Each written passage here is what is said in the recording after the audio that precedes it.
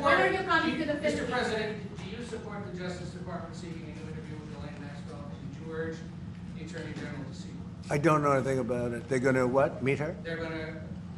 Your Deputy Attorney General has reached out to Ghislaine Maxwell's attorney asking for a new interview. Yeah, I don't know about it, but I think it's something that sounds appropriate to do, yeah. Do you have any concern that your Deputy Attorney General, as your former attorney, would be conducting the interview, given? No, I have no concern. He's a very talented person. He's very smart. I didn't know that they were going to do it. I don't really follow that too much. It's sort of a witch hunt, just a continuation of the witch hunt. The witch hunt that you should be talking about is they caught President Obama absolutely cold, Tulsi Gabbard.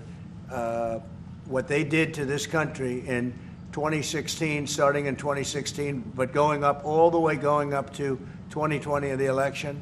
They tried to rig the election, and they got caught. And there should be very severe consequences for that.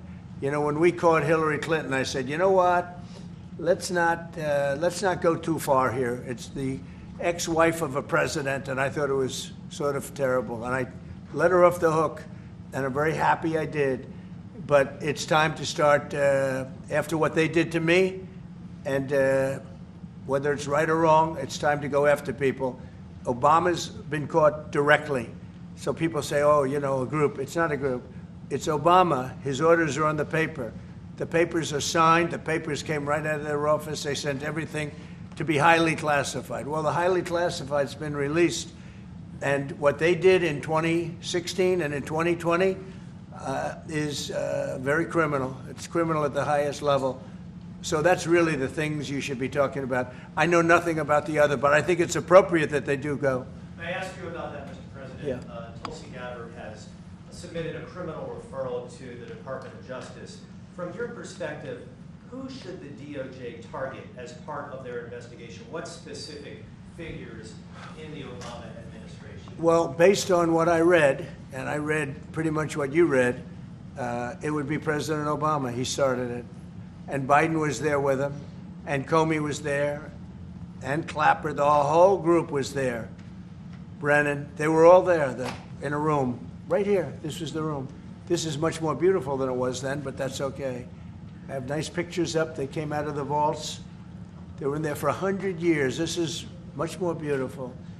We have the Declaration of Independence now in the room, which wasn't here. I guess people didn't feel too good about putting it here, but I do.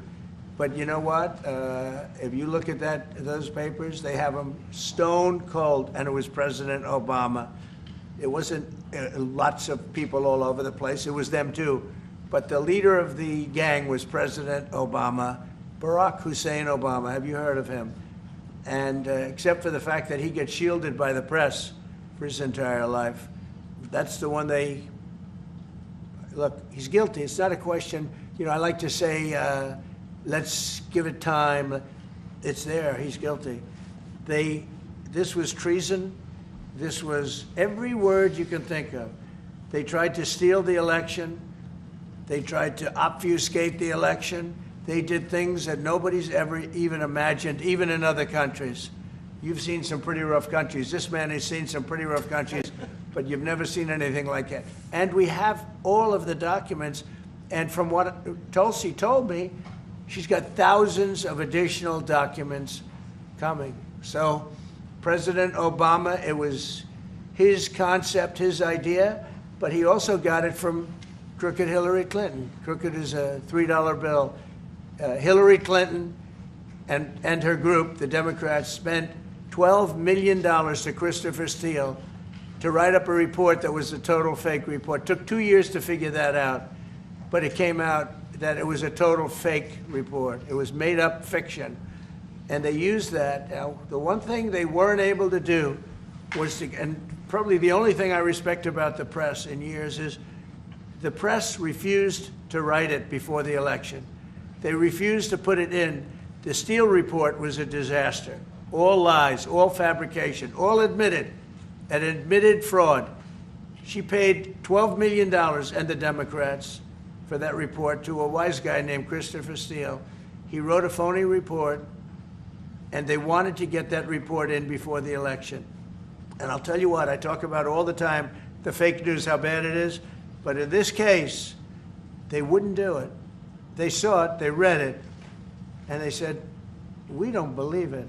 And it was only after, substantially, like a month and a half after the election, that it got printed, and it was a big wisp. It was just like a bang of nothing, because the election had ended. If that report had gotten published by the New York Times or somebody, and I respect the Times for maybe only this, because they're crooked as you can be. They're a terrible paper, a crooked, corrupt paper. But for this one moment, they said, this is bullshit, we can't put this in. And neither could any other paper. Wall Street Journal's a lousy paper, very, very dishonest paper. As you see, I'm suing them for a lot of money because they do things very badly. It's got a nice name, but it's really, in my opinion, it's a terrible paper, and it can be corrupt. But just so you know, they didn't take the Steele report. It was the dossier. Remember the famous dossier? I called it the fake news dossier. The news wouldn't publish it. And I'm amazed. They had 2.5 months. It was finished. 2.5 months. That was supposed to be what was going to happen. And it got published a couple of months after the election. And frankly, nobody cared too much about it. But that was a big thing. No, we caught Hillary Clinton. We caught Barack Hussein Obama. They're the ones. And then you have many, many people under them. Susan Rice. They're all there. The names are all there. And I guess they figured they're going to put this in classified information and nobody will ever see it again, but it doesn't work that way. And it's the most unbelievable thing I think I've ever read. So you ought to take a look at that and stop talking about nonsense, because this is big stuff. Never has a thing like this happened in the history of our country. And by the way, it morphed into the 2020 race. And the 2020 race was rigged, and it was a rigged election. And because it was rigged, we have millions of people in our country. We had inflation. We solved the inflation problem. But millions and millions of people came into our country because of that. And people that shouldn't have been, people from gangs and from jails and from mental institutions, people that we don't want in our country, and people that we're getting out, dangerous people. 11,888 murderers, many of them, 50%, more than 50%, murdered more than one person. I hate to say this with such a distinguished guest, but you know, they asked me a question. I got to answer the question. No, Barack Hussein Obama is the ringleader. Hillary Clinton was right there with him, and so was Sleepy Joe Biden, and so were the rest of them. Comey, Clapper, the whole group. And they tried to rig an election, and they got caught. And then they did rig the election in 2020. And then because I knew I won that election by a lot, I did it a third time, and I won in a landslide. Every swing state, won the popular vote. But I won that all the same way in 2020. And look at the damage that was caused. How crucial